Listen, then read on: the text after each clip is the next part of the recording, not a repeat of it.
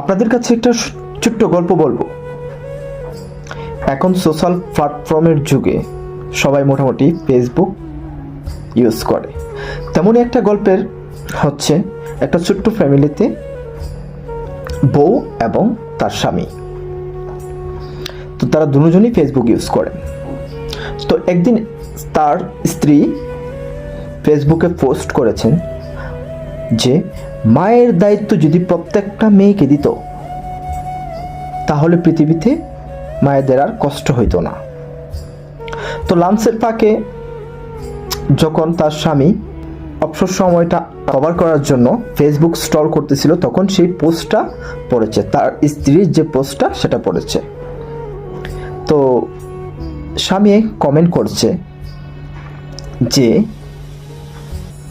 প্রত্যেকটা বউ বা স্ত্রী যদি শাশুড়িকে মায়ের চোখে দেখত তাহলে মনে হয় এই পৃথিবীতে কোনো বৃদ্ধাশ্রম প্রয়োজন হতো না।